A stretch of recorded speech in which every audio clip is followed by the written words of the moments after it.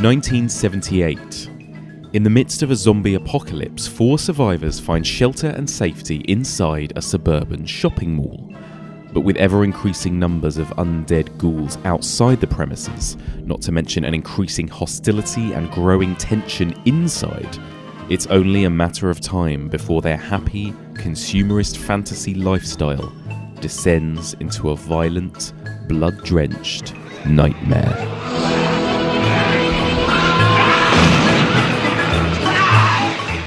Join me as we continue exploring the evolution of the zombie movie as we review George Romero's iconic horror satire, Dawn of the Dead.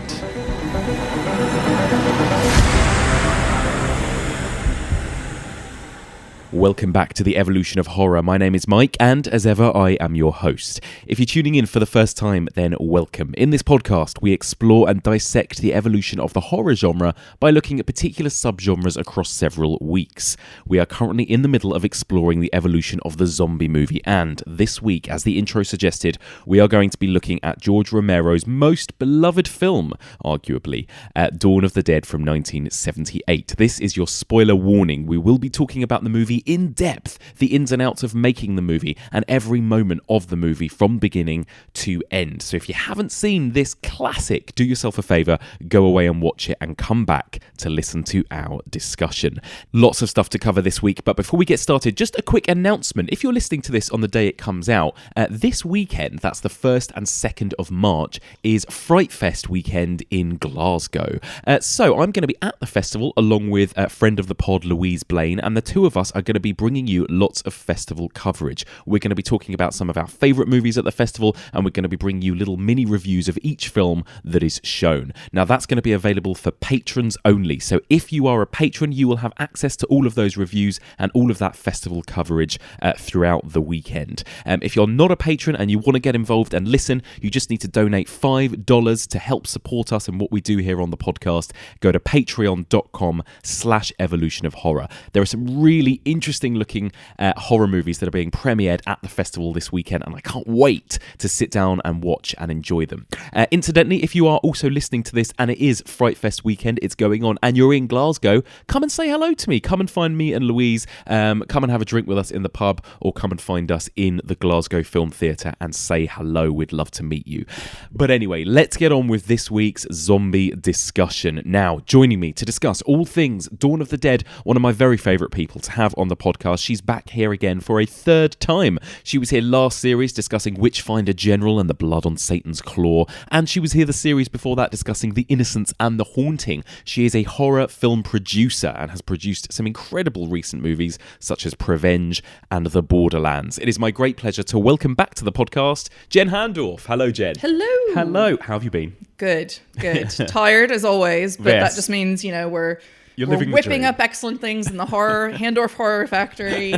Every day's a freak show. It's all fun and games. Very exciting, and you've put on a lovely spread here of pastry. So if anyone hears us kind of munching every now and then, it's a Saturday morning. I find zombies and pastries. It's actually kind of Foley for the conversation. Exactly.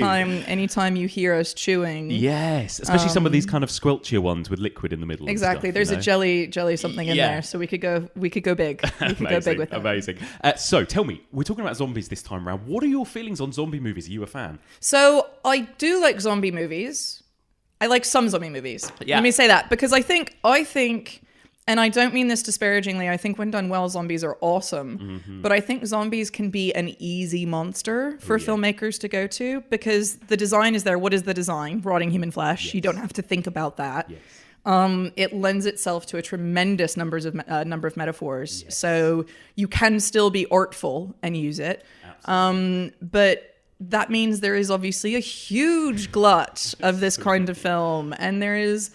It's funny. It's. I always think if you look at the kind of media that was out before the moving image, so think obviously like books and plays and this kind of thing, and you look at the creatures that existed then to the creatures that we've transcribed to the moving image, you don't see a lot of zombies in books before the moving image. So vampires were there, Frankenstein's monster, all this kind of stuff. Not a lot of zombies. They don't say a lot. You see, they don't. They are by their very. We talked about this briefly already on this podcast, but by definition. definition. I mean, they are these blank slates, aren't they, really? It's tabula rasa. Oh, yeah. We can go super film school. That's Very where all the cool. students are writing their graduation papers right now. Oh, really? Really? But yeah, I mean, imagine as a producer of kind of, horror movies and that kind of thing, you and Dan as well together must have seen a lot of horror Oh my God. zombie filmmakers. There's so many pun of the deads. Like it's absolutely remarkable. I think my favorite, a lot of people's favorite probably is Juan of the Dead, as far as both puns and the way they turned it on its side. But but yeah, no, there's a lot of great stuff out there, and there's a lot of quasi zombie films, and there's some great discussion about zombies versus ghouls versus Dracula and this, that, and the other. And so I love that they exist. I love that they exist, that they're a tool for filmmakers and storytellers to use. But as ever, whenever you've got a tool that's great and usable, lots of people are going to gravitate towards it. And so you end up with this glut of product or content. You can tell I'm a producer now. And you have to then pick through it or rely on a community, which is, I think, why it vibes so hard with the horror community, because it's very community driven to find the films that do stand out.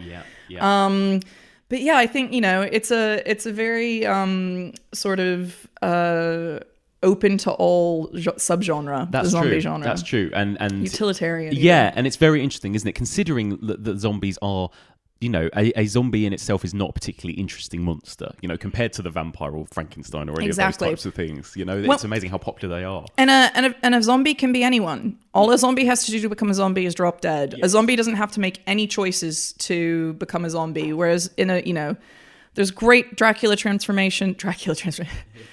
transformations even. Yeah. Who's your favorite Dracula? But for a zombie to transform, their eyes close. Suddenly they're awash with gray or blue or green makeup. Yeah. And they open their red tinted eyes, and then it's done. And it's there. And they never go back. There it is. And it's got to be a lot of them, hasn't it? I think there's nothing that scary about one zombie walking after you. They've got to be en masse, I think. Well, and you know what? I love some of the one zombie movies, like I would almost call Fido as sort of one zombie movie, but it's the one zombie movies are always about the metaphor of losing a loved one or someone dying or this kind of thing. Totally. The cancer metaphor zombie movies. Yes, absolutely. Dementia as well. Exactly. Like the fear of the decay of the body is its own fear. Whereas the crowd zombie movies, it's that sort of fear of society and this overwhelming, being overwhelmed even. Like that image for all of its incredible flaws. What was the Brad Pitt one called? World War Z. World War Z. With all of its flaws, that image of the zombies climbing over each other to get over the massive wall sticks with everybody. It does. Because that feeling of being overwhelmed is horrific. And zombies are a way you can show that. Yes. Insect films is another one. Swarm, that kind of thing. Maybe that's another series. Where do you stand on in movies like 28 Days Later and whether or not they are zombies and running zombies and all of that kind of thing? Well, I think they can be whatever the filmmaker says they are at the end of the day. I think my first question would be, does it matter? Yeah. I think if it's a philosophical debate, and really it has to be, I don't think it matters. It's just a philosophical debate. Are they, aren't they? Yeah. If they're reanimated dead and they're in any way cognizant, but not so smart as to be ghouls, because I think the difference between zombies and ghouls is that ghouls are more demonic monsters rather than specifically reanimated flesh. They're sort of reanimated flesh monsters. Is that what the difference is? Because in Night of the Living Dead, they're called ghouls. They're not called zombies. George Romero's original zombie movie. It's so interesting. He wasn't even thinking of them at the time as zombies. Well, exactly, because then when you get the white zombie movies and the idea of voodoo and all this kind of thing and reanimation... so he kind of unintentionally reinvented the zombie, didn't he? Well, there you go. Romero? Yeah, and it's you know what? I didn't know that. I didn't know that he started out with the nomenclature of ghoul, because it does. Another film I've been developing with Sean Hogan is ghoul heavy. So we did a lot of research into ghouls over the time. And ghouls are sort of like ancient creatures who live underground, and they come out and they feast on the flesh of men, and then they drag the corpses back underground. So they're sort of either demonic or otherworldly, and sometimes they're referred to as reanimated humans, but usually they're not. Then when you get zombies, to me the important thing is it can happen to anyone. Yes. They die, they come back to life, and they want to eat you. Yeah.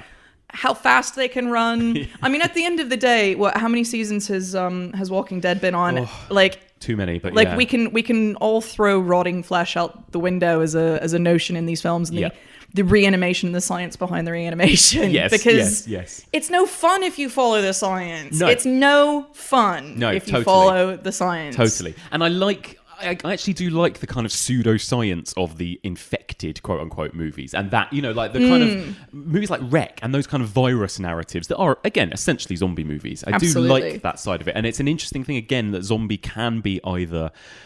Like it's kind of rooted in voodoo and all that kind of thing, so it can be kind of supernatural and witchcrafty and almost folk horror-y, and then also can be this very much kind of quote-unquote sciencey, clinical kind of infection. Well, I mean, the question of whether it's science fiction or not, it's a monster that can quite easily become science fiction. Yeah, totally. And you know, I suppose you could actually look back on Frankenstein's monster and talk about science fiction as well. Yes, and the undead totally. But, and actually, a lot of people have rightly mentioned to me on social media that The Mummy kind of shares links with zombies as well. I like The Mummy as like the zombie king. Yeah, in some ways I suppose it kind of is, isn't it? This kind of, you know, reanimated corpse coming back and the way it kind of moves, and I mean, I can see it. I can see the connections. I do love that whenever we have these intellectual zombies that are thinking and planning, they're always on the zombie side. They're never like, dude, just let me back with the living.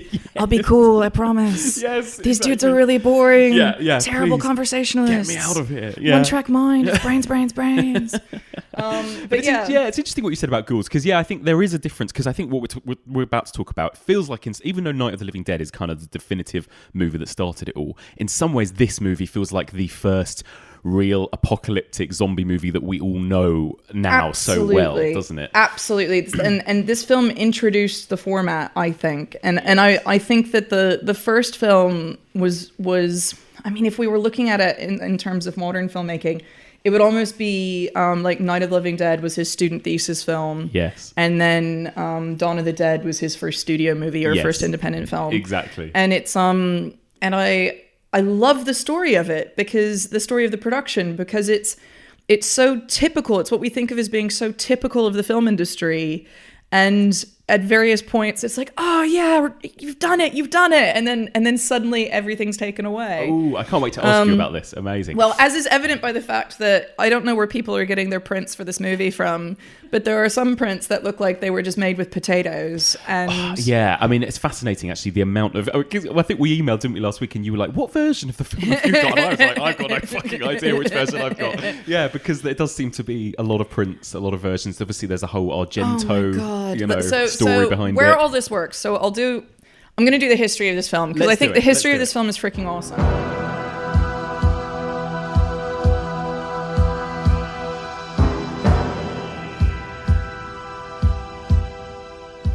You know, Romero's just had his breakout success, and it's a film that has a cult following, and he's got supporters in the genre around the world.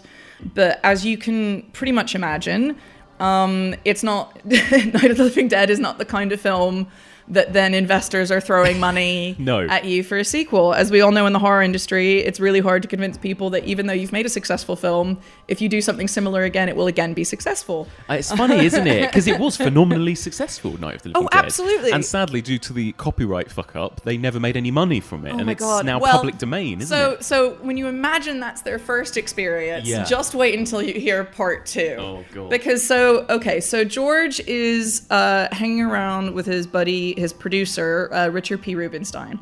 And they're trying to get a film off the ground, and they're trying to get American investors interested, and just nobody around is going to make anything happen.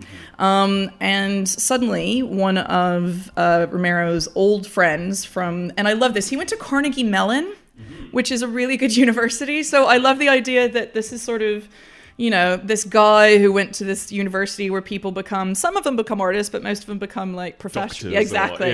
Proper jobs. Yeah. And he's hanging out with his friend who owns this mall.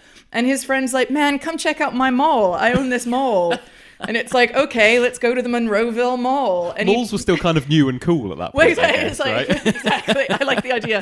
Yeah, exactly. Well, and I guess they were relatively new. The idea of shopping en masse like this was still relatively new. Well, it's funny because actually, there's a moment we'll get to in the film, isn't it, where they're like, "What is that? It's one of those shopping malls." Like they have to kind of explain what a shopping mall is in the film. One of those indoor shopping malls. So yeah, exactly. It's bonkers. So Romero's his mate good buddy. Yeah. His good buddy says, "Hey, come out here and check out my Monroeville Mall."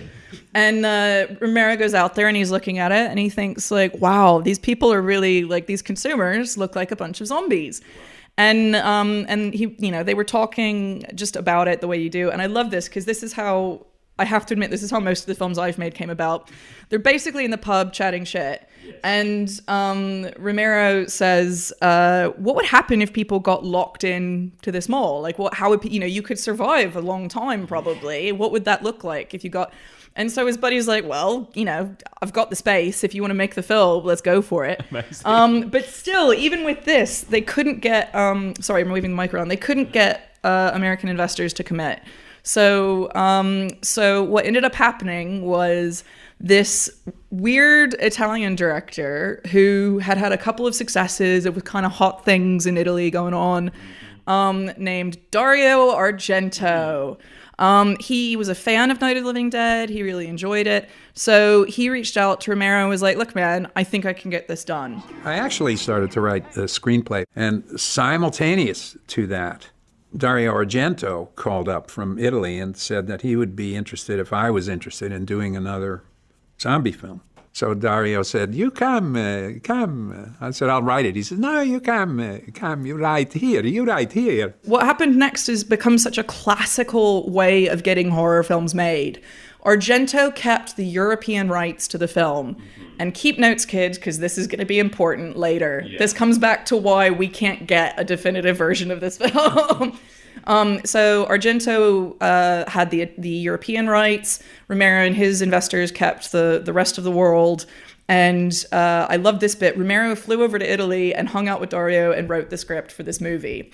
And so I think that's the first thing that makes this such a separate film from Night of the Living Dead is the influence that Dario must have had on this script and on Romero as he's making this script. Yes. And being in Europe while writing this script, suddenly you see why the film begins to have such a European sort of art house, bigger budget sensibility. Totally. And, not to be too premature, but from next week onwards, we're going to be discussing Italian. We're going to be doing, everything from kind of Fulci, zombie flesh eaters and the beyond. Absolutely. So, yeah, and you can see the evolution there, definitely. Absolutely. So you see where this marriage of zombie and the Italian kind of world of horror began to cross paths. So he finished the script, he comes back, they make it in the mall. And it generally, production went pretty well. There was, I love this one thing. They wouldn't shut the mall down while they were making the film. So they were clearly not that close, him and his buddy who owned this mall, because he's like, you can make the film, but you got to make it between 10 o'clock at night and 7 o'clock in the morning when the music automatically comes on in the mall. Oh my God. And the thing I love most about that is it can't have been more than a switch that it takes to turn off the music. He's like, no, I'm not turning that off. He's like, bud, I said you could film in my mall. I didn't say I was going to bend over backwards and make it happen for you. That's amazing. I got to run a business, Wow. So they had to be cleared out of there by 7. Well, and so not only that, but production did have to be postponed in the middle because it was Christmas. And maybe that's why he didn't want to close the mall, but I feel like just start a month later. So in the beginning, they were actually taking down all the Christmas decorations at night and then putting them all back up at the end of the day. God. And thankfully, someone on the production team realized how insane that was driving the crew, so they just took a break for the holiday season. Wow. And then came back. But yeah, even in the way that this film is made, it's such an archetypal second independent make it happen for yourself movie. So they shot most of the mall scenes in the mall, but there was no elevator shaft. So that was built as a set and shot off site. The back room with the hallway didn't exist in that mall, so they built that as a set off-site. The roof was a set, so that was built, and even the airfield. The airfield was I think it's still open today, an airfield that was about 15 minutes drive from where they were filming. Right. So when I look at that as an independent producer, I'm going, man, they're doing it. They're doing their job here. They're making this film with all of the tools they have. Yeah.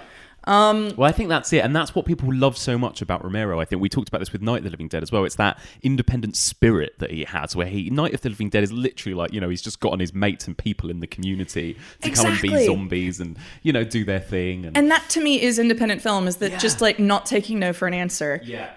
So after a difficult start and this, typically chaotic but successful production, they get pretty much to the end of post-production. It's going to have a premiere at Cannes. And I'm not sure that was in the market. I'm sorry, in the festival. I think it may have been in the market, but anyway, it's got this. Somebody's going to correct me on that, I'm sure. But it's got this premiere at Cannes, and this is sort of where the trouble starts, which is that Romero, they have a deadline. He's cut it. He's done his cut. It's a bit long. And Argento's gotten his mates in from Goblin to do the soundtrack, which is obviously why most of that is amazing. So they're called the Goblins. The Goblins. Credits. So this is something else I love about it. That's a typo that never got changed, and it's not even they meant to do that. It's not like a sub thing. They agreed to do it. Yeah. It's a typo that never got changed. Amazing. And that happens. It happens. Like you get the credits done. Of course. And I've just experienced that. So, I'm not going to say so often. I'm not that shoddy, but but it just feels so real as filmmakers. Yeah. So The Goblin were doing the soundtrack, and when the film was being presented at Cannes, not all of the soundtrack was finished yet. So they have this choice to make. Do we, what do we do? And what can you do? You've got to finish the film as it is and submit it. So again, this is where the trouble starts. So remember what I said earlier about Dario's got the European rights. So not only does Dario have the European distribution rights, he has the right to final cut in Europe because, and to be fair, sales agents do that. Oh, don't worry, I know the Italian market better. I'm just going to make a couple of changes. And so what he ends up doing is completely re-editing the film. He cuts it down, and some people say the pace is better, and that could be the case. It's a matter of opinion. So if you see the Dario Argento cuts, they're shorter. They do have some different gore in them, so you can get more gore, but in some ways you get less as well. So there's not really one that gives you everything. And then they do have more songs in them. The gonk is in, which is the famous when everybody's wandering around the mall, the gonk music. But that was originally taken from a library of free tracks because the original music wasn't finished yet, so they had to use these free tracks.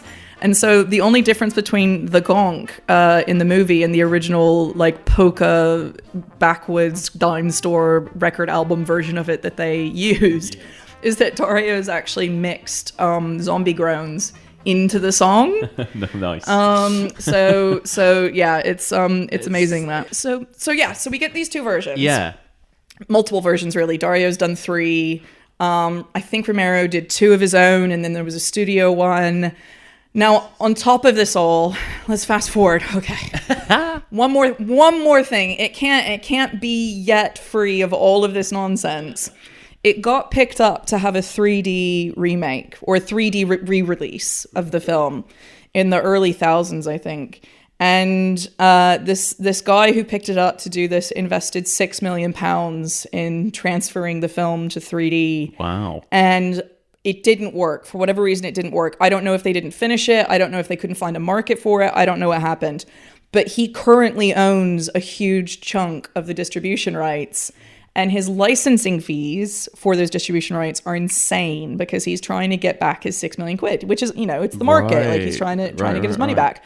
But that's why all of these great Blu-rays are out of print. That's why there is not a recent definitive edition. The Anchor Bay did an amazing one years ago. Yeah. I was telling you, I was watching a Laserdisc of it, which has got some additional extra features that nobody's ever seen. Wow. But all of this stuff is out there. It's amazing. And it's just like, man, you can't just make a movie, can you? No. Like, it's just, and that's before you even get into the themes and the symbolism and the meaning of the film itself. Yeah. Just getting this fucker made. Just the thing itself. It's amazing, isn't it? And yeah, you know, it is sad because Romero, this was 10 years, well, it eventually ended up being 10 years after Night of the Living Dead. He'd had such success with that. You know, he'd made a couple of other little movies in between even, I think, by that point. And it's like, it's such that struggle continues, doesn't it? Oh my God, can you imagine? Yeah. And it's just, and after having, and you know, again, remember, Night of the Living Dead, he lost all the rights to it. So it's a miracle. It just goes to show that being a filmmaker requires fortitude. Yes. And that if you don't take no for an answer and just take it upon yourself to make something new again and again, then there is an audience for you. And I think part of that pushing, you know, having had my fair share of production setbacks and disasters, I do think that pushing through is that spirit of having to make the film happen. Really bleeds into the production itself and bleeds into the movie and the spirit of what's on the film. And that often that's what brings a connection to the audience. In 1968, George Romero brought us Night of the Living Dead. It became the classic horror film of its time. Not that room! Not that room! Now, George Romero brings us the most intensely shocking motion picture experience for all times. It gets up and kills. The people it kills get up and kill. This situation must be controlled before it's too late. They are multiplying too rapidly. Dawn of the Dead. Meet me on the roof at 9 o'clock. Getting out. I don't believe We're it. gonna What? get out in the chopper. We've got to survive. Somebody's got to survive. They kill for one reason. They kill for food. They eat their victims. Imagine, if you will, that something has gone terribly wrong. So, the story's fairly straightforward, I guess. Yeah. Give us a little plot rundown before we kick things off. What is Dawn of the Dead about? So the gist is, and it's funny, I had a bit of the Mandela effect over the narrative because I keep mixing up the remake that James Gunn wrote and the original. But really, when you get into it, the gist is zombie outbreak. People escape news team with helicopter. Yes. Helicopter finds some other people along the way. Helicopter lands at one of those modern America malls. One of those things called a shopping mall. And it just looks so nice that they decide to stay a while. As we well know at this point from the Walking Dead series, whenever you decide to bunker down in a particular setting, it doesn't go particularly well. No. And so usually because of annoying fucking human beings and not the zombies. Worst? Yeah. Aren't we the worst? It really is. I feel like you know when you're watching zombie movies and they come into some excellent hideout and it's only one person in it. I'm like, no. If there was one person, they would have made that shit work for themselves. Yeah, like totally. they would have been like, no, I'm not letting anybody in. No how, no way. Yes, exactly. So they bust into this mall. And it from there it really becomes about consumerism, about the themes are huge. Yeah. Before that point, it's very weird. I feel like this film is split into two parts. It's the before the mall and the after the mall. I completely forgot, and we'll get to this in a minute, that there is a whole half hour before the mall, right? It's 30 minutes into the running time. This is what I mean. And I think part of this is due to all of the multiple versions of the film that exist out there. Because I was trying to remember the first time I saw this film, and I cannot tell you for the life of me. I've built a sort of fantasy memory in my mind about it, but I can't be sure. And there were scenes I was sure existed. Yeah. Dan and I got in an argument because we were both convinced that there was this clip, and I was, where is it? And it never existed. It wasn't something that was part of the film. So I think it really is easy to conflate and sort of imagine, especially with all the films that have come after it. Yes. All of us. But yeah, with you, I had forgotten how long the pre-helicopter bits were. Yeah. So yeah, the pre-helic, let's call it pre-mall and post-mall. Yeah. So the pre-mall bits are very, very clearly about, to me anyway, about racism, gun control, classism, police brutality. Yeah. It's almost as though Romero took a time machine to 2019, went, fuck, I've got to write about this, and then went back to Rome. It's quite shocking, actually, like how little has changed, I think, when you watch that first half hour. We are doing poorly as a species. Well, I think that's the theme, isn't it, of most of Romero's zombie movies, is that mankind is awful. Basically, we are dreadful. Humanity is awful and dreadful people. I mean, even when it starts in that television studio, and as somebody who's worked in television, it kind of it's so realistic. Like, it's painfully realistic. It's painfully realistic, and they're all arguing about whether or not they should fake news essentially, and keep people watching, keep the numbers up. It was, and it feels so like America. They are posting the the defense places, whatever, the outposts that people can go to for defense, and loads of them have been destroyed. Yes. And she's like, we can't post the names. Those have been destroyed. We'll be sending people to their death. And he goes, yeah, but if we don't post them, people will stop watching. Yes. Oh. And it's just like, okay. Well, this is stopped being a metaphor. This is no longer a metaphor. This is no longer a metaphor. I think that's the thing. This is what I should probably ask you off first of all, are you a fan of this movie? I mean, it sounds as though you are. I love it. I love this film top to bottom, and it's I don't even think it's as trashy. A lot of people think it's trashy. I think if you take into consideration the context of the film, I don't think it's trashy at all. I think it's actually quite art house. I think it's got huge themes that the director is directly handling. It's got abortion. It's a film that, people say these things, but it really was ahead of his time. At the same time as setting a standard for a whole new generation of films. Absolutely. Yeah, I agree. I'm a big fan as well. I do think there are some pacing issues to it. If I was to be negative different about versions. it, with different versions, and we'll get to this as it goes on. But I think that there's the biker section that I don't think necessarily needed to be in this movie. There's part of me that feels like Tom Savini said, "If you cut it, I'm walking." Yes, I feel like that, and we'll talk about Tom Savini as well. But yeah, like I kind of. There's a couple of moments when I think, surely we're getting to the end now, and then we're not, and there's more. Okay. But maybe that's all part of this film is about excess, It's about how our want for more and more and more. That's exactly, and how we turn into it, and they kind of represent humans being animals as well. Yeah. It's a piece of the beginning of the film, the first half of the film in a way. It's almost a remnant from that first half of the film. Yes. And it's there's basically a montage in the pre-mall segments where we get just obvious excessive gun use. Yes. American excessive gun use. Yes. And this is in, 40 years ago, however long ago it was. Very clear racist euphemisms and racist attacks, and even our lead characters have a moment where soon-to-be best buddies nearly kill each other just because they're of different races. Yeah. Do you think that, because obviously Night of the Living Dead is lauded as this incredible comment on race and civil rights and everything. It's got that brutal ending where the police shoot Dwayne Jones's character, and I know that Romero kind of didn't intend for that to really... He just cast this guy because he was best for the role and he happened to be black, and it's not even in the script. There's no reference to the fact that he is black.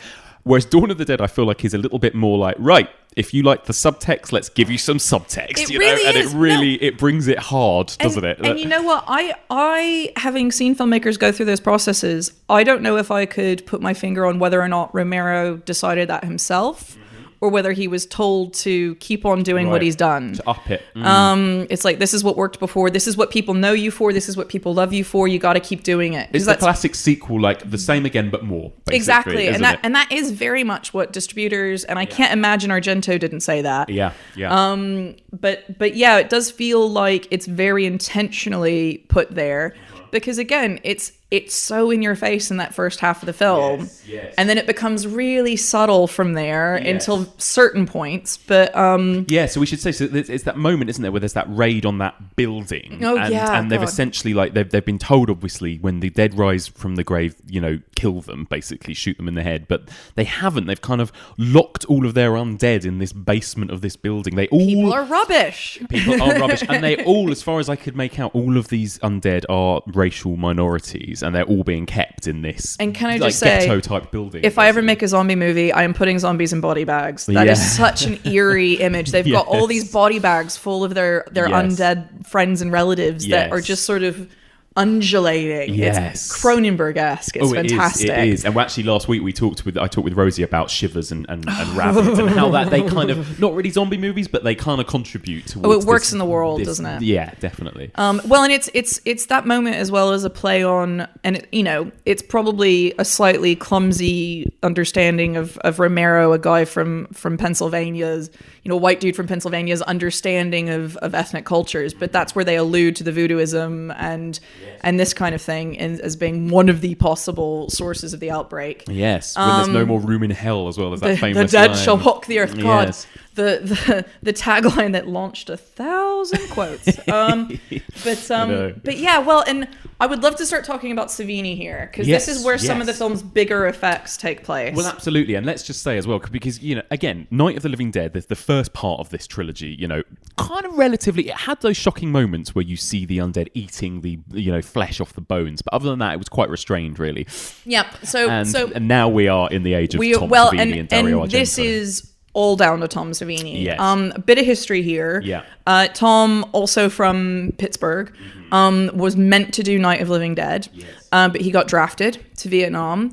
Now, like, that to me is both the terrifying and amazing. I didn't know that about Tom Savini until I started looking into it in this film. And he was actually a photographer. I had a camera out there. Well, right? there you go. And this is living with Dan, and we've got some hideous reference books, and it's I don't know if I've said this before, but my dad's a pathologist, so coming around all this kind of imagery anyway. But I can't imagine he saw this stuff firsthand. He saw what it looks like when these things happen. And I don't think really any other effects artist, I mean, I'm sure I'm misspeaking here. I'm sure there are plenty of veterans in the industry, but famously, this is it. He was essentially kind of facing his own fears and demons by putting this stuff on screen, I think, after what he'd been through. Exactly. Right? And it wouldn't have been, I hate to say it wouldn't have been the same if he hadn't been through that. Clearly his context shifted having been through that, and it can't not have. And so then he gets to this film, and this is his first film as a special effects artist. So you've got Romero's sophomore venture, where he's trying to prove he can actually still do this after a lot of work, and he's got his mentor looking over his shoulder. Then you've got Tom, who missed his chance the first time round, went through this horrible event, and has now come back and is going to do 24-hour days and really throw himself everything at this. Yes. And this kind of comes into play with the different edits again, because a lot of Tom's work was censored. Right. Lots of different versions of this film. Again, whatever territory, this, that, the other. Some territories completely censored the film entirely, banned the film. And so there's this really slightly tragic commentary on one of the, some of the releases with Savini, where he's watching that raid at the beginning. And in some versions, we see the cop blow up the guy's head with a shotgun. Yeah. Door opens, this guy's head gets blown up. And it's the first effect in the film. And it's absolutely, I think it's the Fricato. People are going to correct me on that as well. It's the first memorable effect in the film for me. Yeah. I think the helicopter second. But and it's huge and it's dastardly. And it was actually done as a fix related to the ending, which I'll talk about in a second. So there's one commentary where you're watching this, you're listening to Savini talk about the film, and they get to that bit and there's no head explosion. They open the door, you see this stupid looking dummy in a freeze frame, and then it carries on. And you just hear Savini say, oh, they took it out. And it's or something to that effect. And it's absolutely, you can see that this guy really, he put himself out there for the film. Yeah. So can't talk about this moment without talking about the alternate ending. Yeah. And I know I'm getting ahead of myself a little bit. Do. But so the original ending to this film was much darker, and it was never shot, but it was scripted. And it involved, I'm going to be just a bit vague because I don't have to get specific. It involved the final surviving characters committing suicide rather than escaping. And it was a very bleak ending. So they decided that ending was not going to work for whatever reason, probably again, because they were going for a more Hollywood film than something more of a student film or grindhouse. Exactly. Trying to hit a wider audience. And so they didn't do it. And one of the characters was going to die by standing up into the helicopter blades. So what wound up happening was they decided to change the ending, but obviously all of the work had already been done for these effects. And so that's why we have the next kill, which is the zombie standing up into the helicopter blades. Right. Which also, part of the reason it looks like he might be related to Frankenstein is that wasn't made for him, it was made for the actress. Interesting. So, again, the production side of this feels so familiar to me. Yes, it's just the making it work.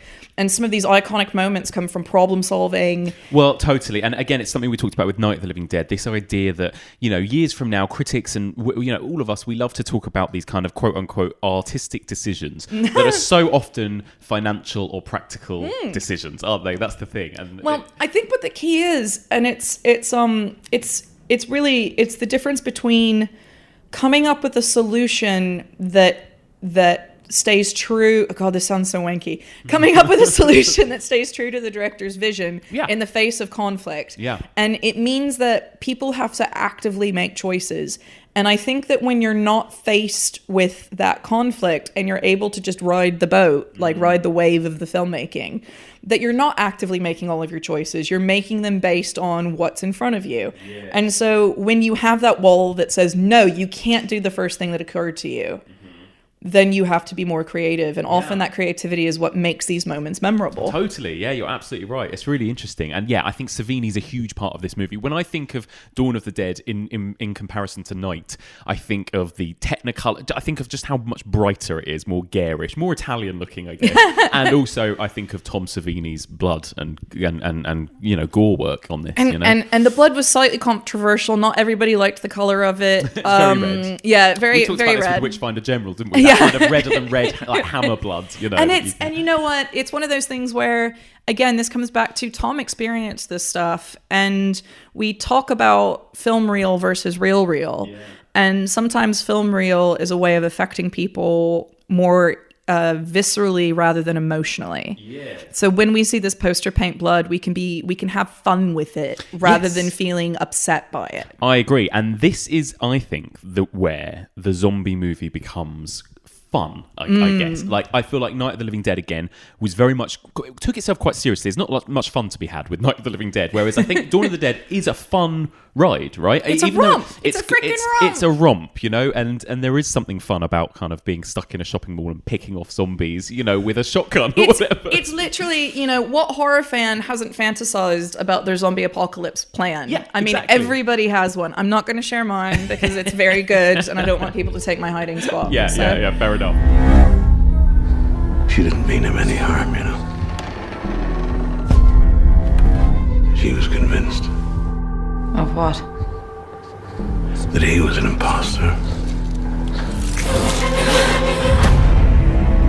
The clip you just heard there, you may well have noticed was not Dawn of the Dead. You actually just heard a quick snippet from a brand new horror movie out in cinemas now called The Hole in the Ground. I'm sure many of you out there have already heard quite a lot of buzz about The Hole in the Ground. It's getting some really great reviews. It's a brand new horror movie. It premiered at Sundance this year, and it's now coming out in cinemas near you. The story, I will try not to reveal too much about the story because I think the less you know, the better. But the brief IMDb synopsis is the following. Trying to escape her broken past, Sarah O'Neill is building a new life on the fringes of a backward rural town with her young son Chris.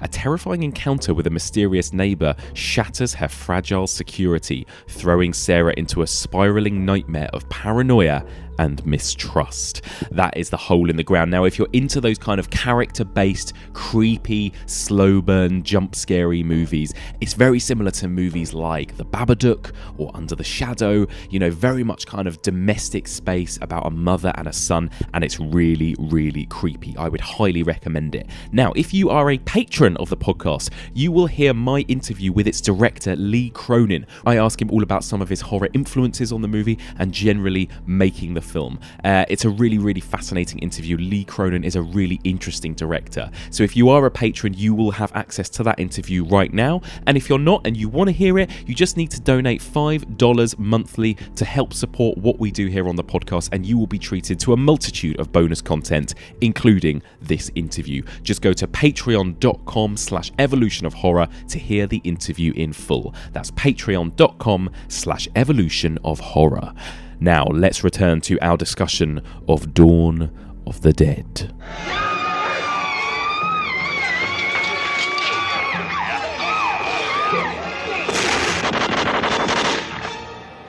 From that sort of first scene where you see the earliest moment I can remember that really shocked me is where the man bites off the shoulder, like the flesh off of that woman's shoulder. It's intense. And suddenly you're like, wow, we are in new territory here in terms of zombies and what this film is going to give us. Well, and the other thing is this film is still early enough in Savini's career that they're using a lot of animal parts, a lot of actual, animal meat for some of these scenes, and some of the bigger scenes, like the bigger scenes with the pile of guts and the zombies all attacking it at once. And there's close-ups of human men dressed as zombies gnawing on bone and meat and flesh. And I just keep worrying about salmonella and whatever other parasites they might be getting from God knows. Having on board on a Devil's Business, we had a goat's head, and it was a real goat's head, and it was from a butcher shop. We didn't commission it, but I still regret it so heavily. It was an awful stink. It was miserable to work with.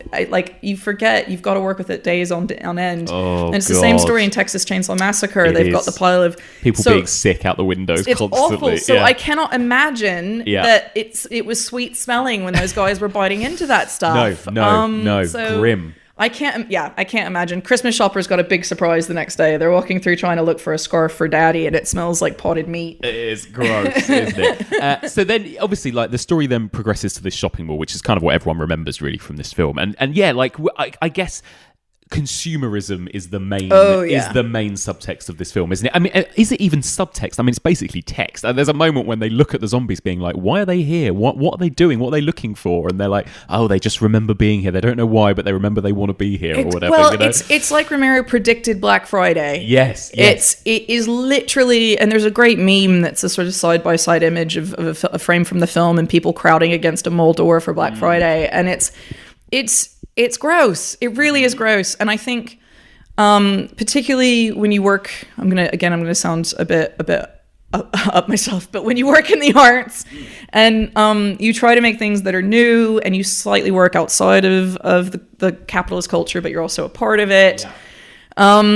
It's a damn shame when you watch people fighting over TVs. God, did you see the Black Friday footage this year? Oh, it just makes me so sad. People try and kill each other, man. Yeah. And then you watch this film and the zombies are actually better behaved than modern day humans. They at least are sort of forming an orderly queue where they push. They're not trampling each other. Totally. And again, I think this is something that progresses even more so with Day of the Dead, but I think there is something more likable about the zombies than there are the humans, right? In these films, definitely. Oh my God. And when we get to the motorcycle gang at that point, we're presented with actually like the worst of the worst. Yes. And it's these sort of, that have become a zombie standard in shows like Walking Dead, these marauding troops of humans who are living lawlessly. Yes. They're a bit Mad Max-esque, I thought, as well. So Mad Max. Yeah. So Mad Max. Yeah. And Tom Savini's one of them. Yes, he is. Because he loves acting. He loves it. He's got quite a mean-looking face, right? I think he's quite good at playing those kind of like bad bikers. He does. I'm always impressed, though, because I've never met a crew member who was super happy to jump in front of camera during filming.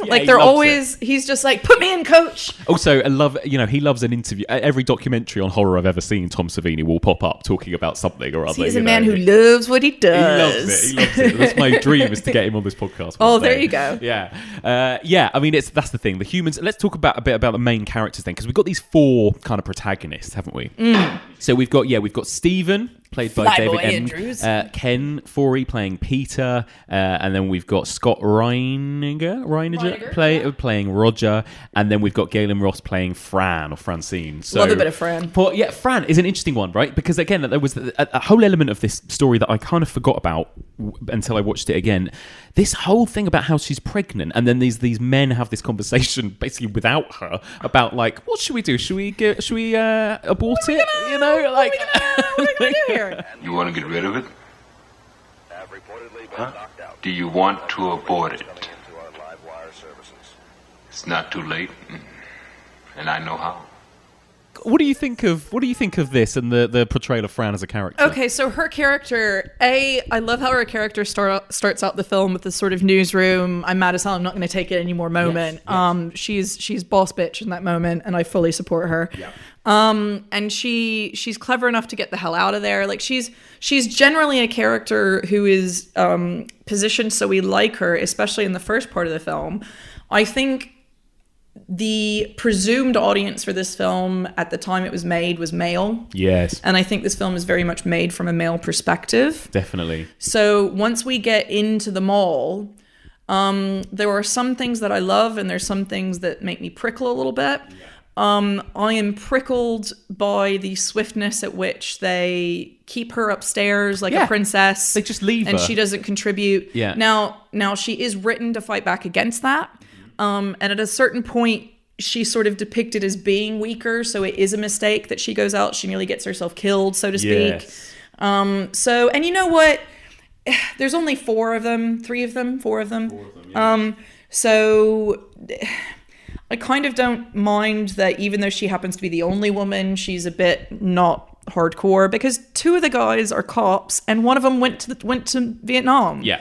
So it's not just because she's a woman that she's made to stay upstairs. Yeah. So I think that's worth considering. Yeah, definitely. And I think she does. There are moments when she fights her corner a little bit, I think, aren't there in this? She does. She's going to learn how to fly. She's neat. I'm going to have a gun. Yeah. But then there's that look of like, oh, she's sassy. Yes, it's like, that's true. That's true. And there's that moment where I like it when he proposes to her, though, and she's like, no, don't be ridiculous.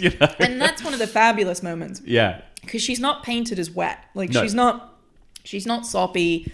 She's not just, I need a man. Yeah. But the world she is living in is set against her. And I don't think it's the film that is chauvinistic as much as the world in which she's operating. Well, exactly. It's that classic thing of, is the film chauvinistic or is it a film about chauvinism, I guess? Exactly. And I think there is an element of that. Definitely all of his movies, and again, even more so with Day of the Dead, it kind of comments on this kind of macho, toxic masculinity kind of. It's always about like who's the alpha male, isn't Super it? ahead of his time. Yeah. Well, is it the third one that's like all alpha male? Is it the one that's on the military base? And it starts getting kind of rapey in we're at the point where it's like, we repopulating. And it's fascist and it's that's the one that's the really really dark one. Like bleak. Yeah. God, that's depressing. What a depressing follow-up. Really quite bleak films, aren't they? All of them, God. Well, it's apocalypse. I mean, where's an apocalypse film going to go if it's not bleak? Although the ending of this one is surprisingly open. uplifting. Yeah, exactly. And actually, again, we'll get to this in a minute, but tonally, this movie is very different, I think, to Night and Day because it is much funnier. I think it is sillier and wackier and slapstick almost, in comparison to the bleak brutality of Day of the Dead and Night of the Living Dead. But I feel like, sorry, I'm just having some pastry with milk now. I'm out of coffee. Like a child. Oh yeah, love it. So I think part of that has got to be Argento's influence. Yes. Like it has to be. But then during the daytime, this mall was filled with gaudy, bright Christmas colors. Mm-hmm. Part of me really genuinely wonders how much of that was on purpose and how much of that was Romero. If you're a production designer looking at these gaudy colors all day and then you're putting up your stuff, you're not going to have the context to back up. You're going to have backed up from what you've been looking at, but it's not going to be as far as the natural eye would have been. If you've got Argento breathing over your shoulder, I mean, he's like Mr. Technic. I mean, he's done Suspiria 1 year before this. Well, exactly. So, we're lucky that the film wasn't just. We're lucky they didn't leave the Christmas decorations up. To be honest, exactly. But yeah. So I don't know. If you can read too much into the choices of the colors in this. No. I think it's more just a matter of how the production worked out. Obviously, there was choice there to some extent. They built some of these sets. They had to make those choices. But I'm not sure how much was actually driven that way. Exactly, and I think it kind of works anyway because it's a satire, right? First and foremost, this film, and it's really satirizing this consumer, this shopping mall, and the music is part of that, and so is the color scheme. I think of this kind of happy, like Muzak kind of world of everything kind of being a bit fake and superficial, the superficiality of it all, I suppose. So the kind of the look and color palette, I guess, kind of they do kind of add to that anyway, I think. Yeah. And again, if you've got if you've got as a base color this poster paint red blood, and you're building a world around that, it's gotta be a world. You know, it's got to work together. Yeah. So, and going back to Fran, I mean, I think we're leaps and bounds ahead of Night of the Living Dead, where you've got the character of Barbara, who she is what Barbara, who literally does nothing. Like after that initial attack in the opening scene, she just is like in this state of like catatonia or hysteria the whole way through. I feel like the women in Romero's life kind of went, babe. Yeah. let's have a look at maybe being a bit more active, huh? But yeah, you did very well with the Dwayne Jones casting, but your female characters need work, I think. Yeah, Barbara was not great. So we've come one step further, I think, with the character of Fran. And I guess, you know, in that 10-year gap, you know, we'd had second wave feminism and all of that stuff had been going on during the 70s as well. Yeah, I kind of and this is not I don't mean this in a bad way at all. I kind of think Romero was a bit oblivious to a lot of that, though. Maybe. Yeah. Because I don't think you can cast a black man in your lead role in Pittsburgh in the 70s and not understand what you're doing racially. Yes. Without being a little bit oblivious. And I don't mean that in a bad way. You know, he's very involved in his film. He's very intent on his film, and he doesn't seem that bogged down in the politics of the world around him. I think as his career goes on, he certainly goes down that world. And again, that may be prescriptive, like we were talking about. People expect it from him, so he pursued it. Yeah. But I think he was learning. Yes. If that makes sense. I think he was. You can see him kind of getting to grips with his own style and what he wants to say, you know, Absolutely. With each movie that progresses. And I do want to talk about the abortion conversation, the implied abortion conversations, heavily implied. Yeah. Because there's an element, okay, so I don't think it's Romero saying this is the right thing. I think it's him presenting a situation, which I have to say I think is fairly realistic. Yes, well, this is it. It's the world has changed, and now we have to be practical. Exactly. That's exactly, the and it's a group of 4, so she's going to be outweighed in the majority anyway. Yes. So really, the only reason they need to go to her if it's 2-1. If the 3 of them agree, they don't really need to ask her. Yeah. And in a way to keep from distressing her, is it better to have the conversation away from her so that she's not distressed? But then obviously she becomes a much more active character as the film goes on as well. And it's, you know, I'll be perfectly honest, I don't think it's a great idea to have a baby in a zombie apocalypse. No. I feel like as far as the medical treatments that are available to you, it's not a winner. It's not high on my list of to-dos when the apocalypse comes. And of course, in the remake, as far as I can remember, I haven't seen it in a long time, but in the Zack Snyder remake, there is a moment when she has a baby and it's a zombie baby, right? It goes wrong. People are stupid. People are stupid. It's like A Quiet Place last year. Did you see A Quiet Place? I was like, I mean, why would you have a baby? Come on. My other problem with Quiet Place is really it took you this long to figure out that Sonic... Anyway, I'm not going to... We won't go down that wormhole. There's people who have not watched it still, so I'll leave that one open. Yeah, we won't go down that wormhole. But no, it's an interesting conversation, and I think that's the other point that he's making. You know, this is... Night of the Living Dead is... Even though I think it's only supposed to be... Dawn of the Dead takes place 3 weeks after the Night of the Living Dead, so it's almost directly following on, but that was kind of the beginning stages of the apocalypse, and now we are right in the midst of it. Now the world is changing. We have to rethink how we're going to run the world and live our lives, basically. Well, and I think too, you know, we again, because there's this glut of zombie movies in the world now, we forget that these are the same world. Yes. These have come from the same world. Yes. Because you get a lot of the Dead films later on that aren't anything to do with this world. No, they don't seem to be, do they? No. It's you know, not part of the continuity. No, not at all. And depending on, it goes broadly off spectrum. Yeah. So yeah, if you think about these films as one falling right after the other, it's a little bit reminds me of The Thing in a way. Yeah, you know, it's a lot of fun in that sense. Exactly. It's really interesting, actually, because it is, you know, they're made almost 10 years apart, each one, and you've got this movie that is very much of the 60s, very much of the 70s, and then the third one very much of the 80s. Absolutely. But they all follow this continuous story, but they're all so different, and they all have their own style and themes. It's really, you know, they're a fascinating trilogy to look at together. Absolutely, and it's great to see filmmakers change and evolve as well, because you shouldn't be making the same kind of things 10 years on. Exactly. But yeah, and ultimately, it's bonkers to me how relevant this second film still is. Yes. As historically engaging as Night of the Living Dead is, I think it's one of the films that people go, oh, I love that movie, when they really mean, like, I love that I've watched that movie. Totally. And I think, Night of the Living Dead has a lot of great stuff about it, but it does have a big old chunk in the middle where characters are just boarding up windows and arguing with each other, essentially. And, I think, there are still pacing issues, I think, with Dawn of the Dead, but essentially, at least Dawn of the Dead has got a load of zombie attacks at least every 20 minutes or so. Exactly. It's like and if you're not into exposition, watch the Argento version, because that's what he cut out. He cut out a load. He doesn't like narrative or anything like that. We don't need to explain this so much. We just need to kill some people with zombies. Yeah, exactly. But it's contextually. I think this one really holds up. I think Dawn really holds up. Again, I think the different versions. For an 18-year-old just getting into zombies, historical zombies, and wanting to go back and watch this stuff, they're going to struggle with the quality of some of these prints, I think. If you've not grown up watching films on lower res, if you're used to HD and 4K and all this kind of stuff, I do think some people will struggle to watch some of the lower quality prints. Yeah. Unfortunately, the higher quality prints are all out of print, so you have to get them on eBay, and a lot of them are upwards of £100. Wow.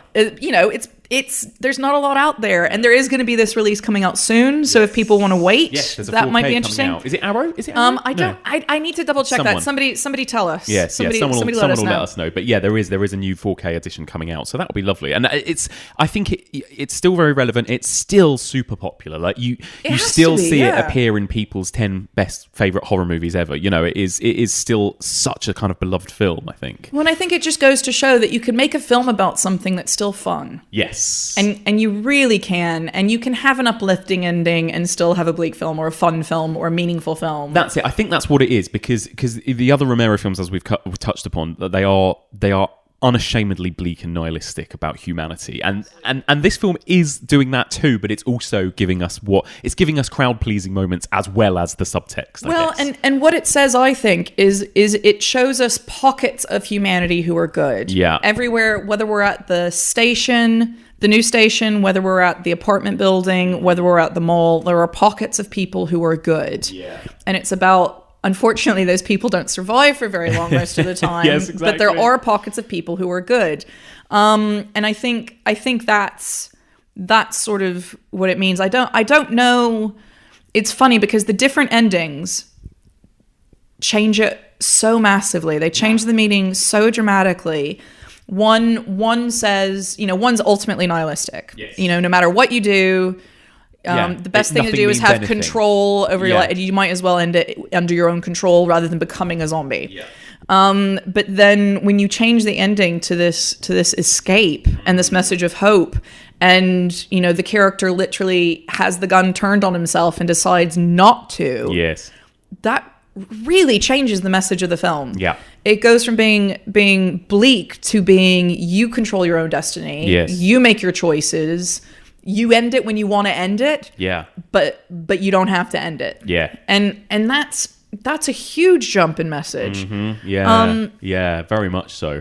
And that's really interesting. I didn't even know that was an alternate. That there was another ending planned. It's the laser disc has not even screen grabs, photographs of the script pages in it, which I love. Oh, I love how that works. That's really cool. That's really cool. Because back in the day, being able to see the printed word on your TV screen was still pretty novel. Amazing.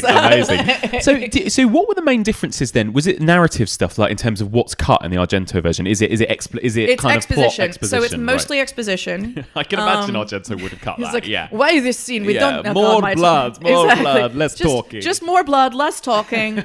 Why do they have to explain this? Is it not obvious to the audience? Yeah. And I do, different filmmakers have different sensibilities of how much they trust their audience to understand. Yeah. And unfortunately, over the years, I really fall more into the P.T. Barnum realm of things, where I think you explain it again. You've got to kind of play it to your moderately average to low audience member to make sure that everybody gets it. Yes. And then obviously, what I was going to say, sorry, what's interesting is, like, do you need to watch this as, like, how much of a sequel is this? Like, do you have to have seen Night of the Living Dead to get Dawn of the Dead? No, I really don't think you do. No. And it's again, if we look at franchises, obviously franchising is a huge world now. it's interesting because it's kind of one of the first sequels that takes place in the world but not of the world, if that makes sense. Yes. Like, we don't have any of the same characters. There's no carryover in terms of anything or anyone we see in the original, other than it's in the same world. Yeah. And it's even, I don't think there's anything that you have to know, especially since the rules of zombies have been so deeply used over and over and over again that we accept all of that now. We don't need it explained to us. We don't need to know it. Especially in 2019, it's like, I'm in. I get where we are. Zombies, you say? Yes, exactly. Whereas at the time, when the film came out at the time, a lot of people, mainstream audiences thought it was too grotesque. It's so interesting. Desensitization. Yeah. Well, they were about to get some stuff coming at them over the next few years, though, weren't they? I mean, from Tom Savini and all of these amazing filmmakers over the next 2 or 3 years, from Friday the 13th to The Thing to American Werewolf to all of these incredible movies. And again, you think about it, there's a lot of post-Vietnam to do with that. Totally. You had all these young guys coming back who had seen this stuff and weren't afraid to put it on film anymore. Yeah. You've got a lot to say with censorship laws being developed at that time. Yeah. If you talk about the 1920s, you couldn't show a woman with 2 feet on the floor in a movie. And then you fast forward 50 years and you've got people with their heads being blown off. Yeah. So it's a lot was changing that meant that era became a time to really play with all of that. Definitely. And it came thick and fast. It really did. And it's one of the reasons I think we struggle for horror to not be cheesy, because people leaned so far into just doing something novel for the sake of it. Yes. So you could be the first person to say, look here, we've got a show for you. yes. That it got a reputation for being a bit clumsy or ham-fisted. But yeah, totally. But I guess it's just a kind of perfect storm, if you want to call it that, of what these people had been through: Vietnam, all of the political kind of turmoil and the kind technology of as well. Technology changing, exactly. Censorship changing, and Dawn of the Dead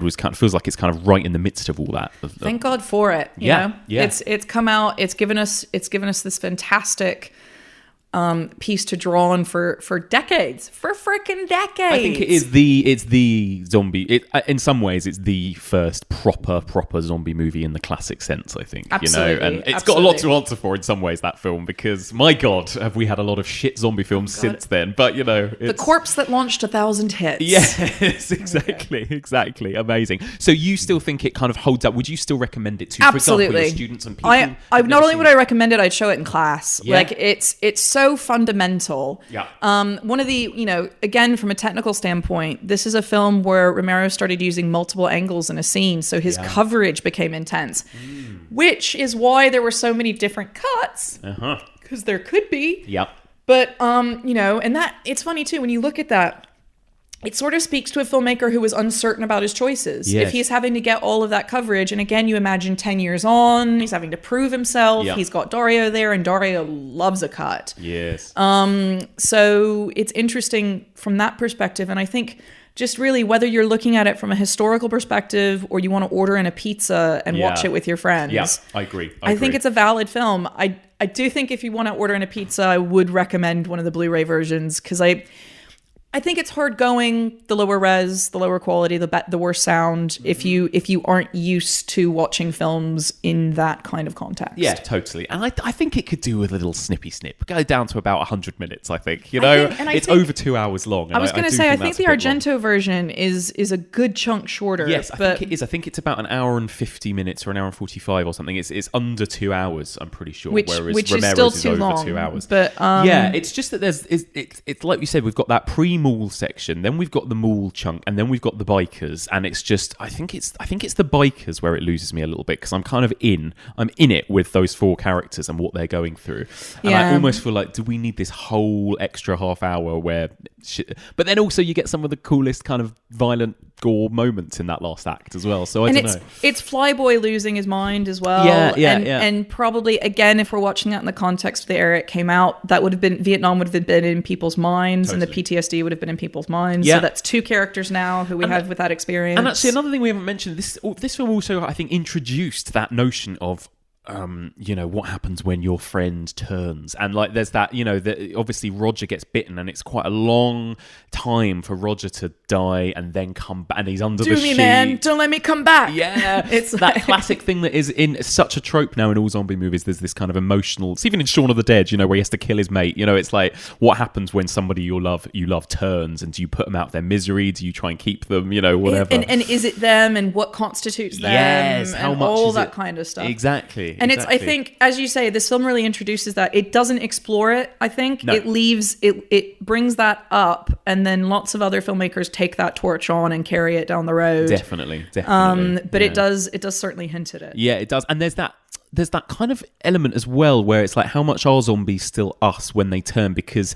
who is it? Is it Roger? Or one of the characters, the one that gets killed in the lift, and then he still kind of instinctively kind of goes back to Fran, like he goes back up to where she's being knows kept. where the He secret knows where tunnel she is. is. He's still heading for her, kind of thing. Yeah. So there's that, how much of their memories do they have? And again, I think it's still developing at this point. Well, isn't it? exactly. And I think in a way, that is later used as a really terrifying bit. Are they still their former self, or is that person dead? Yeah. And I imagine it gives them that edge of humanity. Mm-hmm. If they don't have any of it, like in Night of the Living Dead, they've got no humanity, right? No, and actually, I think going back again to what you described as a ghoul, they're much more ghoul-like in Night of the Living Dead, because actually they are really murderous and like you don't see a lot zombie subterranean emerging, like a lot of rotten clothing, a lot of long got, dead. Like, zombies. Actually, the one in the graveyard at the beginning kind of runs after the car and is trying to break into the car with a rock. You've got the little girl who literally picks up a trowel and stabs her mother to death, rather than just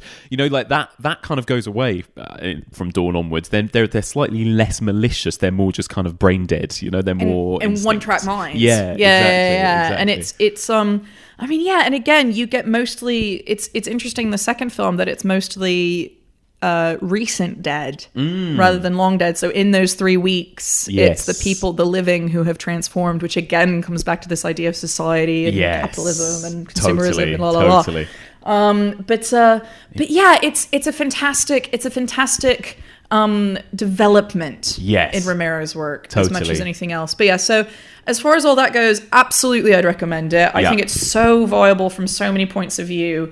And there's so much written about it if people want to go there. There's an amazing documentary that was made on set. Yeah. There's just all this rich historical material about it because it has been so important. It has. And as much or as little as someone wants to dive into that, you, like I say, you can just watch it with your mates, or you can spend weeks, watching all of the secondary material and really immersing yourself in this world. There's so much to explore.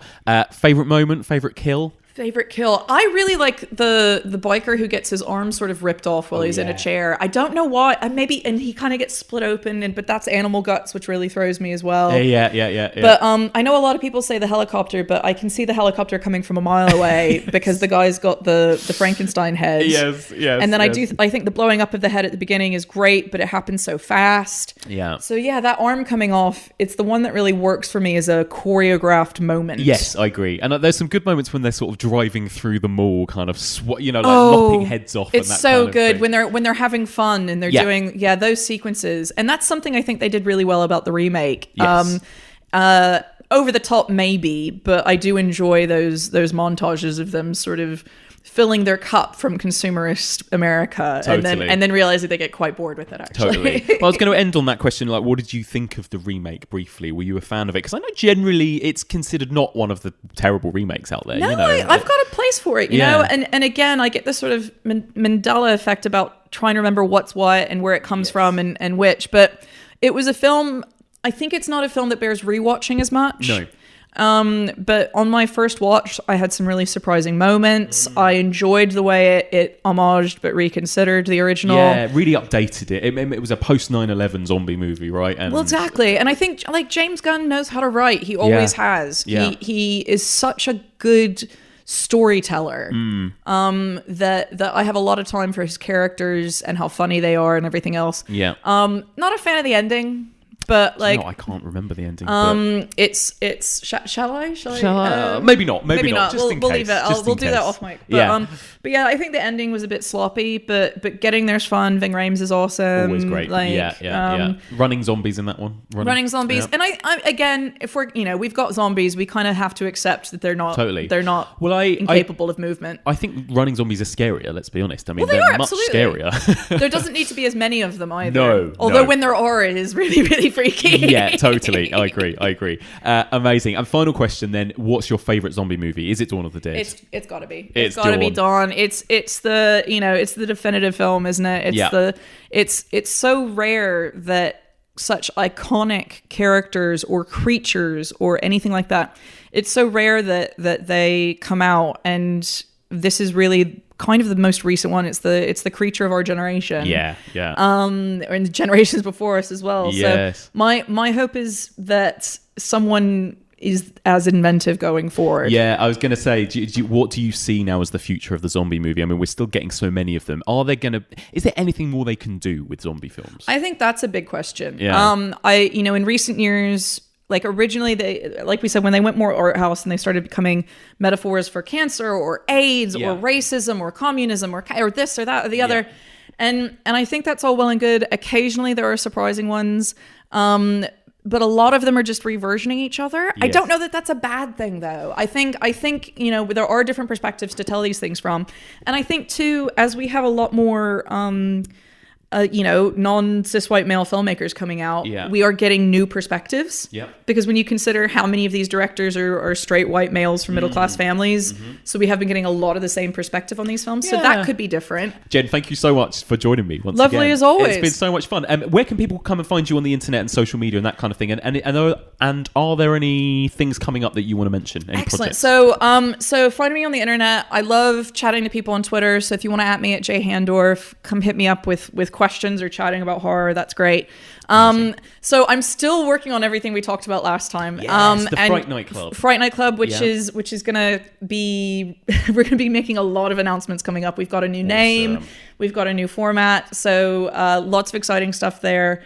The spider documentary Monster in the House should be ready later this year, which is really exciting for everybody. Yeah. So I'd like to introduce you to the creepiest animal you cohabitate with. Yes. And then Dan and I have another little exciting thing we're working on that hopefully, I hate teasing stuff like that, but I know every time you say it, it feels like it deflates it and you lose energy on something. It must be so hard for in this world, like you say, of things that nearly happen and then don't, or things that take a lot longer to happen than you anticipate. Oh my God, it's you must have to do a lot of conversations where you're like, I've got something coming up, I am involved in work.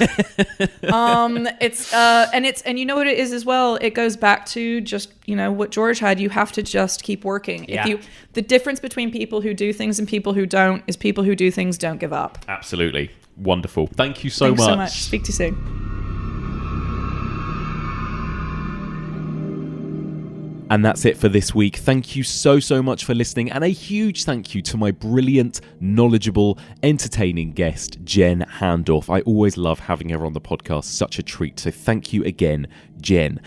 So, what did you think of this week's show? What do you think of Dawn of the Dead? I know it's generally considered one of the most loved, not just zombie movies, but horror movies. Do you agree with this opinion? Get in touch. The email address is evolutionofhorror@gmail.com. You can find us on Facebook, on Instagram, and on Twitter.